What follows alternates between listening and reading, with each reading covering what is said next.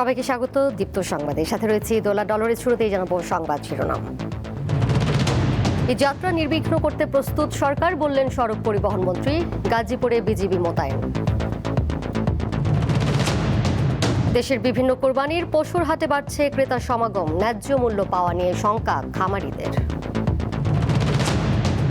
কুড়িগ্রাম ও লালমনিরহাটে সুবিধাবঞ্চিত ৬ শতাধিক শিশুকে শেখানো হচ্ছে লোকগান ও বাদ্যযন্ত্র।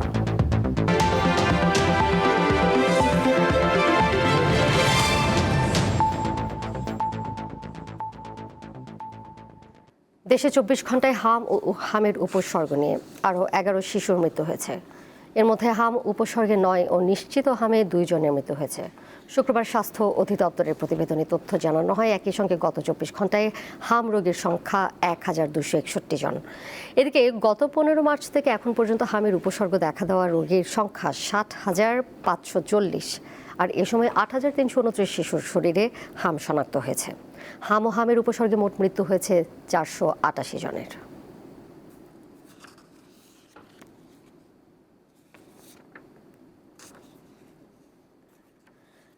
এবার স্বস্তির ঈদযাত্রা নিশ্চিত করা হবে বলে জানিয়েছেন সড়ক পরিবহন ও সেতুমন্ত্রী শেখ রবিউল আলম।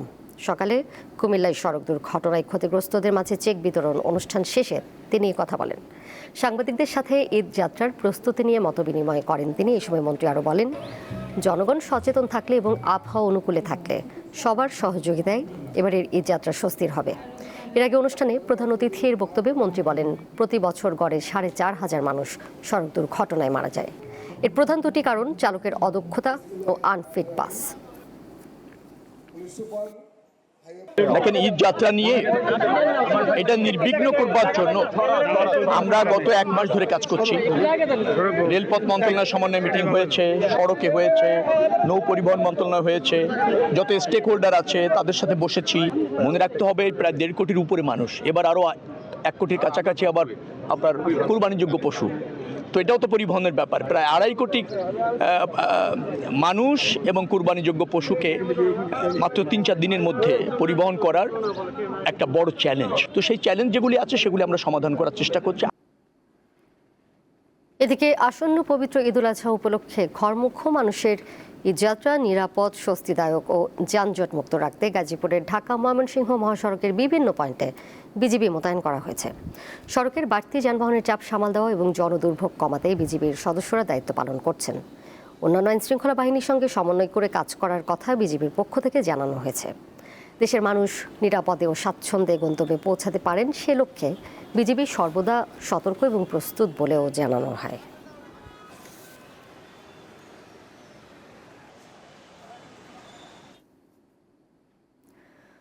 কোরবানির ঈদকে ঘিরে ক্রেতার সমাগম বাড়ছে। গাইবান্ধা, নীলফামারী, নওগাঁ ও শেরপুরের পশুর হাটে শেষ মুহূর্তে পশু পরিচর্যায় ব্যস্ত সময় পার করছেন খামারিরা। নানা কারণে আশঙ্কা থাকলেও পশুর ন্যায্য মূল্য পাওয়ার আশা তাদের। এভাবে ব্যস্ত সময় পার করছেন গাইবান্ধার খামারিরা। পরম যত্নে বড় করা গবাদি পশুর শেষ মুহূর্তের পরিচর্যা করছেন তারা। জেলার ৭ উপজেলার বিভিন্ন খামারে নজর কাটছে দেশি জাতের পাশাপাশি শাহিওয়াল, ফ্রিজিয়ান ও সিদ্ধি জাতের গরু। খামারিরা জানান, পশু খাদ্যের দাম বৃদ্ধির সাথে পশু পালনের খরচও বেড়েছে। আমি ন্যাচারাল খাওয়া খাই, ভুট্টা, গম, ধান। গরুর খাদ্যের দাম বাড়ে গেছে, এরকম তো পত্তা হচ্ছে না। বাইরে গরু না আসলে তাও তো হয়তো পত্তা হয়তো। এবার জেলায় ১,৭৬,৯০০ গবাদি পশু কোরবানির জন্য প্রস্তুত করা হয়েছে। এদিকে নীলফামারীর ৩,০০০-এর বেশি খামারেও দেখা গেছে শেষ সময়ের ব্যস্ততা। পশুপালনের খরচ বেশি হলেও ঈদের বাজারে ভালো দাম পাওয়ার আশা খামারিদের। তবে সীমান্ত দিয়ে ভারতীয় পশু প্রবেশ করলে ন্যায্য মূল্য থেকে বঞ্চিত হওয়ার আশঙ্কা তাদের। প্রাকৃতিক উপায়ে আমরা এই গরুগুলোকে লালন পালন করি, তারপর লালন পালন করে আমরা সুস্থ স্বাভাবিকভাবে আমরা ইনশাল্লাহ কুরবানির জন্য তৈরি করে থাকি। জানে আমাদের ভালোভাবে বাজারজাত করা যায় সেই উপলক্ষে আমরা গরুগুলো লাগাইছি এবং আমাদের খামারে অনেক লোক আসে, এখান থেকে গরু নিয়ে যায়। শেরপুর সদর উপজেলা সহ নালিতাবাড়ি, ঝিনাইগাতি ও শ্রীবর্দী পাহাড়ি অঞ্চলে রয়েছে ২৬৫টি ছাগলের খামার। এসব খামারে কোরবানির জন্য প্রস্তুত করা হয়েছে কয়েক হাজার ছাগল। প্রাকৃতিক খাদ্য দিয়ে লালন পালন করায় কাঙ্ক্ষিত দাম পাওয়ার আশা খামারিদের। এই ছাগল পালন আমরা মূলত আমাদের কোনো খরচ নেই, আমরা সকালে পাহাড়ে ছেড়ে দিই, পাহাড়ে ছেড়ে দিয়ে খুব সুন্দরভাবে খাই। সারাদিন পাহাড়ে খাওয়া দাওয়ার পরে সন্ধ্যায় একটু মোটামুটি তারা আইসা পড়ে। এমন লতা পাতা অনেকই আছে, এটা খাইয়া মুঠা তাজা হয়।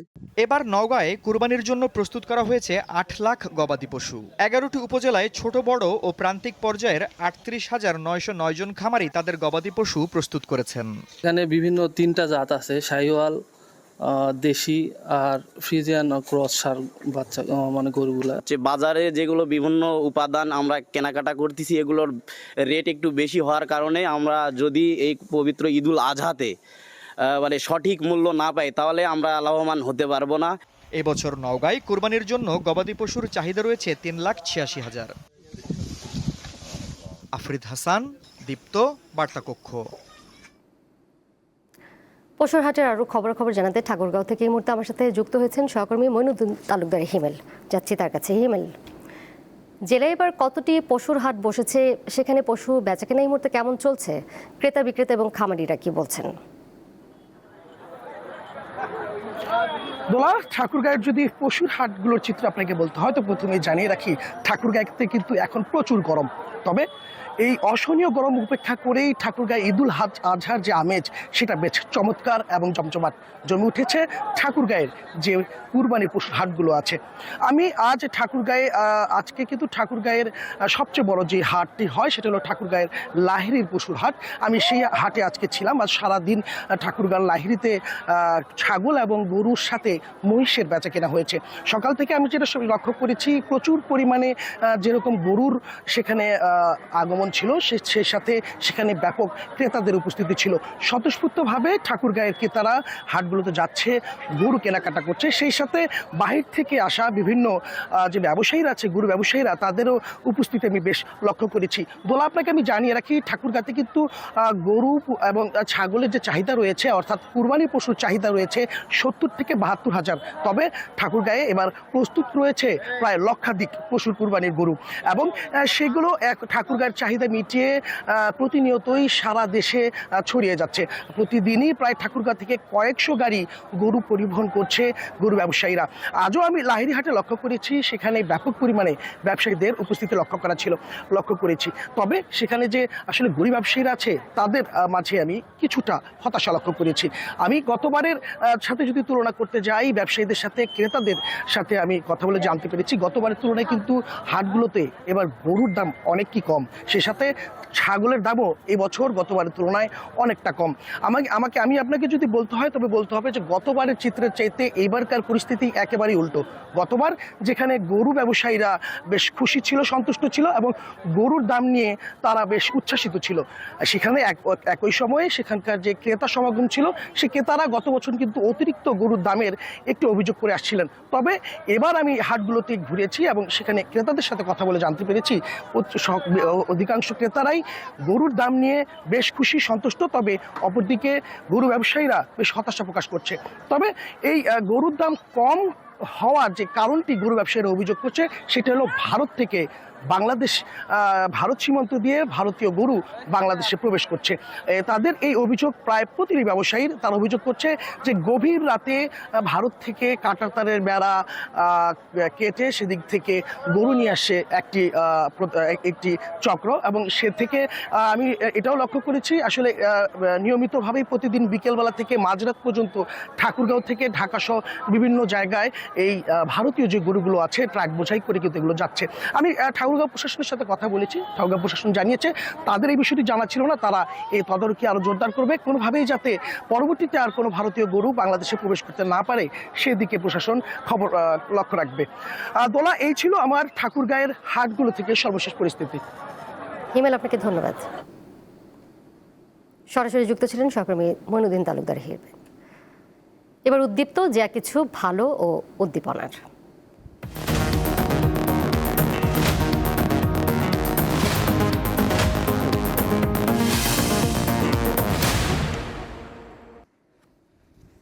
কুড়িগ্রামের রাজারহাট উপজেলার একটি প্রত্যন্ত গ্রামে সুবিধাবঞ্চিত শিশুদের দেশীয় লোকগান ও বাদ্যযন্ত্র শেখাচ্ছে মায়ের তরী নামের একটি সংগঠন। মূলত প্রান্তিক শিশুরা এই সুযোগ পাচ্ছে। লালমনিরহাটেও এই কার্যক্রম চালাচ্ছে সংগঠনটি।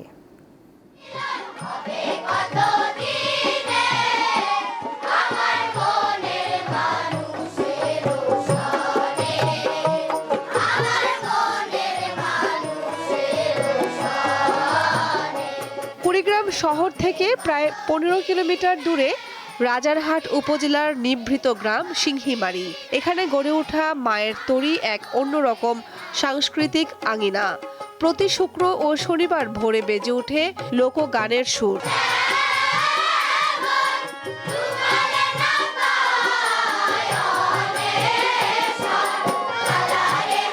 শিশুরা গান শেখার পাশাপাশি মানবতার ভাষা আর সুরের ভেতর দিয়ে জীবনের গভীরতা বোঝার সুযোগ পায়।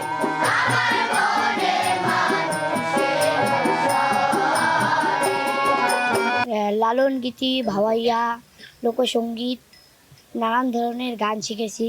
আমি পড়াশোনার পাশাপাশি শিল্পী হতে চাই। এখানে লালন, ভাওয়াইয়া এবং অনেক লোকসঙ্গীত শেখানো হয়। দোতারা, বেহালা, সারিন্দা, তবলা, হারমোনিয়াম, বাঁশি আরও বিভিন্ন যন্ত্র। মায়ের তরী সংগঠনের মাধ্যমে কুড়িগ্রামে ও লালমনিরহাটে 6 শতাধিক শিক্ষার্থী লোকগান ও বাদ্যযন্ত্র শিখছে। এর সঙ্গে আমাদের ভবিষ্যৎ পরিকল্পনা, শুধু বাচ্চারা এখন সুযোগ পাচ্ছে, বাচ্চারা শিখছে, এর সঙ্গে প্রবীণদেরকে নিয়ে কিছু করার ভাবনা চলছে। সংগঠনটির যাত্রা শুরু হয় 2016 সালে। এই উদ্যোগের পেছনে আছেন নরওয়ের কবি, গবেষক ও আলোকচিত্রী ওয়েরা সেথের। ব্রহ্মপুত্রের চরে বন্যা পরবর্তী জীবনচিত্র ধারণ করতে এসে তিনি মুগ্ধ হন বাংলার লোকসঙ্গীতে।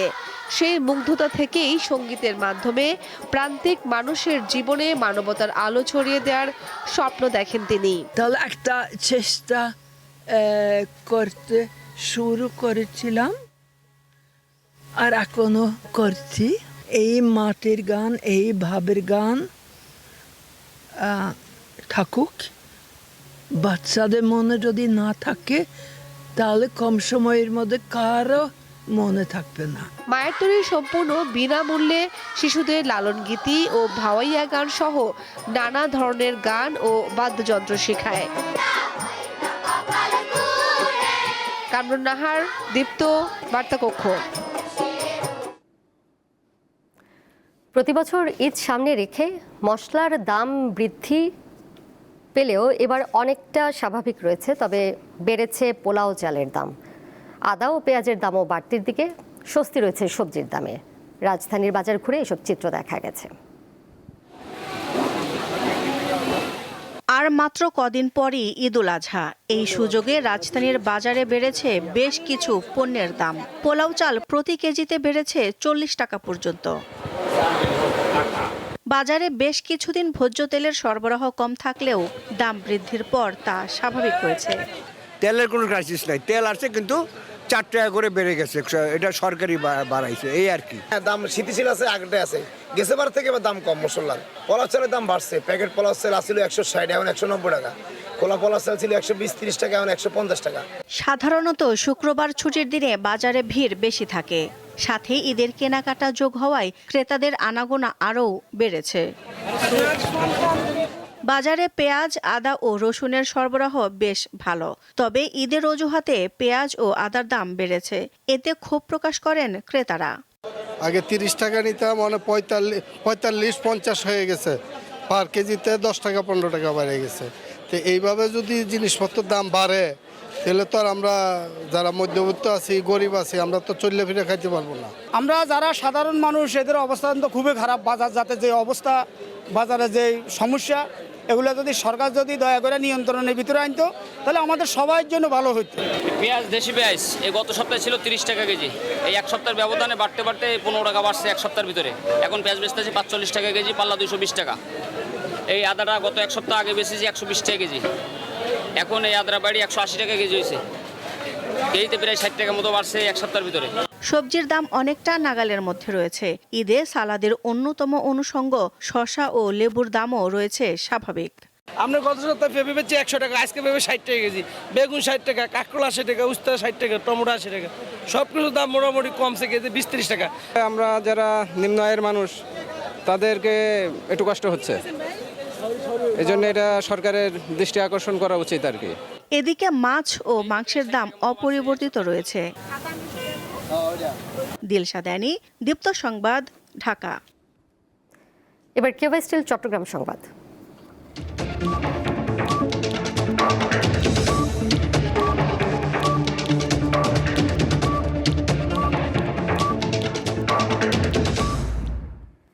সমাজের সুবিধা বঞ্চিতদের জীবন মান উন্নয়নের মাধ্যমে দেশকে এগিয়ে নিতে চায় সরকার, এমনটি জানিয়েছেন ভূমি ও পার্বত্য বিষয়ক প্রতিমন্ত্রী ব্যারিস্টার মীর মোহাম্মদ হেলাল উদ্দিন। দুপুরের চট্টগ্রামের হাটহাজারী উপজেলা ও পৌরসভা এলাকায় দুস্থদের মাঝে চাল বিতরণ, মৎস্যজীবীদের বিকল্প কর্মসংস্থান হিসেবে ছাগল বিতরণ এবং বিভিন্ন উন্নয়ন কাজের উদ্বোধন শেষে সাংবাদিকদের কথা বলেন তিনি।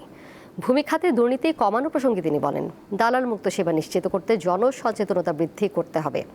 এ সময় বিএনপির অঙ্গ ও সহযোগী সংগঠনের নেতাকর্মীরা উপস্থিত ছিলেন।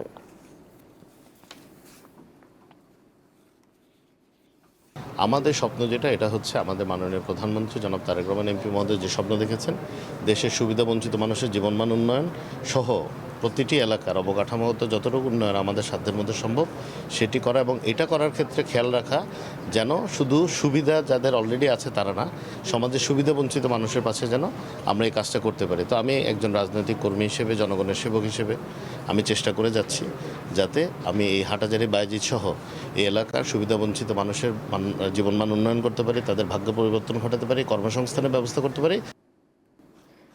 ঝিনাইদহে জাতীয় নাগরিক পার্টি এনসিপির মুখ্য সংগঠক নাসিরউদ্দিন পাটোয়ারির উপর ডিম নিক্ষেপ ও হামলার ঘটনা ঘটেছে।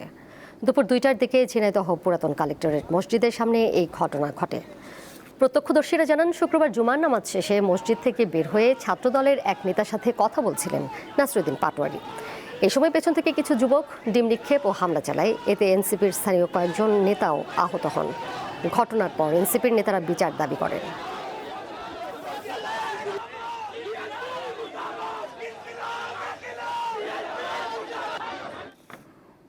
মুক্তিপণের দাবিতে সুন্দরবনের বনদস্যু দয়াল বাহিনী ও বড় জাহাঙ্গীর বাহিনীর কাছে জিম্মি থাকা 21 জন জেলেকে উদ্ধার করেছে কোস্টগার্ড। এ সময় একটি 1 নলা বন্দুক, 5 রাউন্ড গুলি ও 1 রাউন্ড ফাঁকা গুলি উদ্ধার করা হয়। শুক্রবার দুপুরে কোস্টগার্ডের মিডিয়া কর্মকর্তা লেফটেন্যান্ট কমান্ডার সাব্বির আলম সুজন এ তথ্য নিশ্চিত করেন। তিনি আরও জানান, বৃহস্পতিবার সকাল ও বিকেলে সুন্দরবনের বিভিন্ন এলাকায় অভিযান চালানো হয়। এ সময় মুক্তিপণের দাবিতে অপহৃত 21 জেলেকে উদ্ধার করা হয়। উদ্ধার হওয়া জেলেদের পরিবারের কাছে হস্তান্তর করা হয়েছে।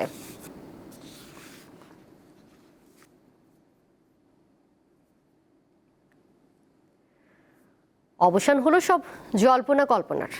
বাংলাদেশ জাতীয় ফুটবল দলের নতুন প্রধান কোচ হিসেবে দায়িত্ব পেয়েছেন টমাস ডুলি।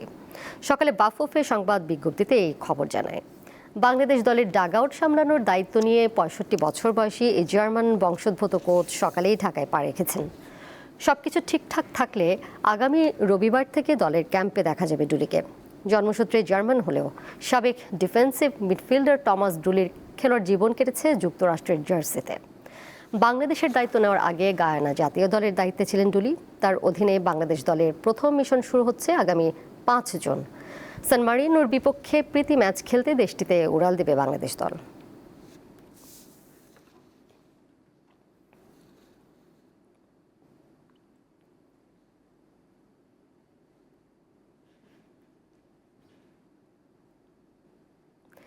শেষ করব দীপ্ত সংবাদ, যাবার আগে শিরোনামগুলো জানিয়ে দেব আরও একবার।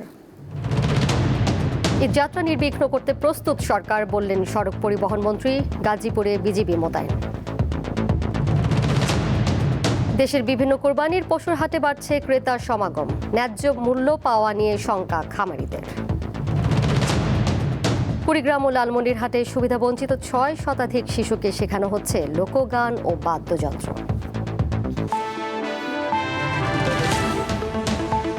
এই ছিল এখনকার মতো। পরের সঙ্গে দেখবেন সন্ধ্যা 6:40।